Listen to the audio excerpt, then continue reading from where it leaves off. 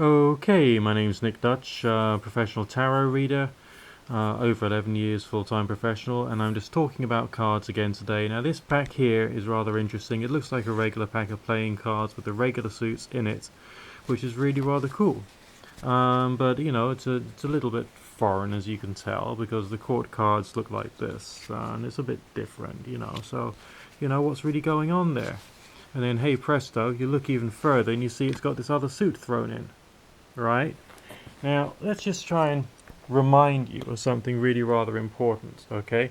This particular pack of cards came from this box. Jeu de Tarot. Okay, Game of Tarot.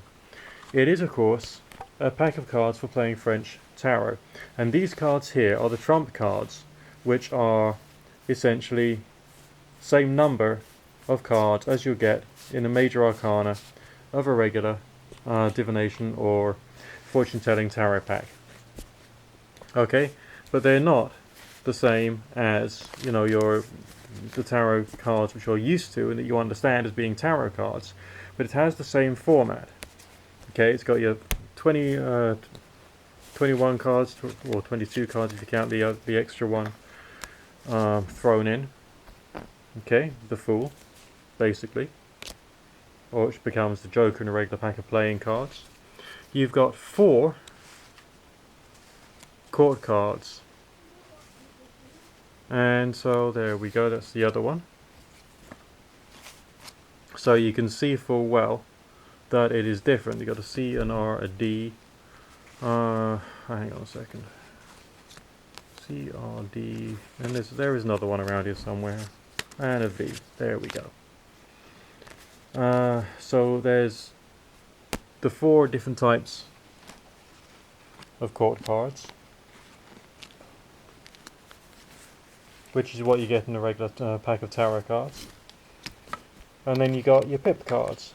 And sure, they decided to use playing card suits because, you know, most people just will be using it in a secular gambling or game playing manner.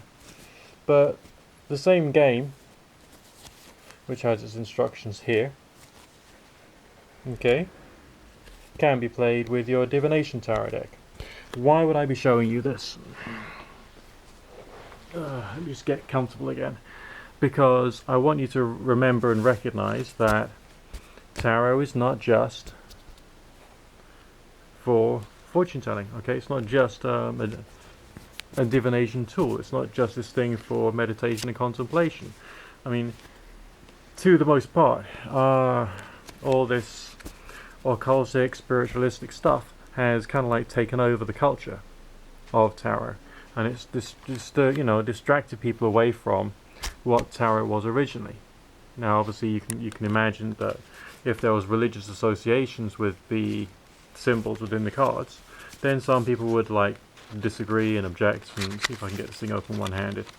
And that's why tarot got its dodgy reputation in regard as being something a bit mischievous.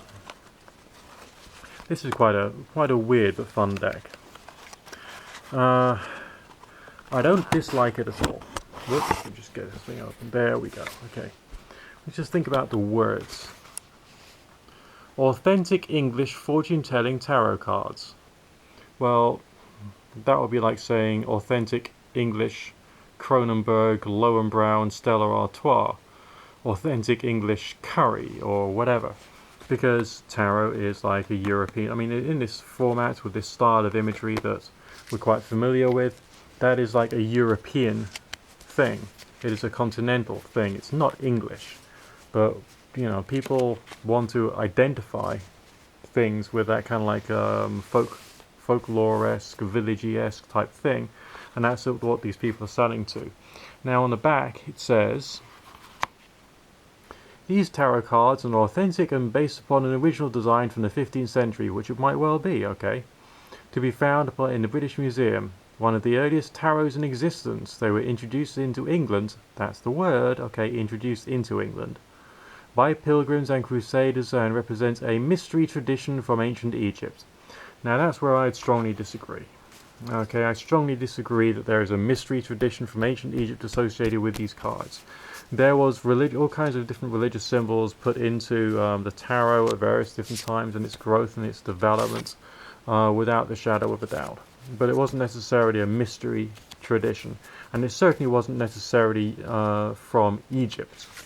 Okay, because the imagery we have in the tarot from this ancient style, this old style, came out of Christian theology, because basically the pop culture of the time would have been your religion, and your religion was basically Christianity. So essentially sort of a combination of ancient Catholic imagery from the triumph procession, and the word tarot is connected to the word triumphi, which is connected to the word triumph, which connects back to the idea of the victory of the Holy Spirit against paganism. That's what is, that's the whole idea of it. So some of the original Christian interpretations of the symbols is kind of like lost in translation, and some people try to bring some of it back, and some people have not, and so on and so forth.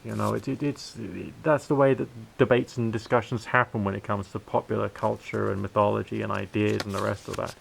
But it feels nice, it looks nice. It's a very cheap, non-glossy card, so it feels kind of like authentic, the way the things should have been in the old days.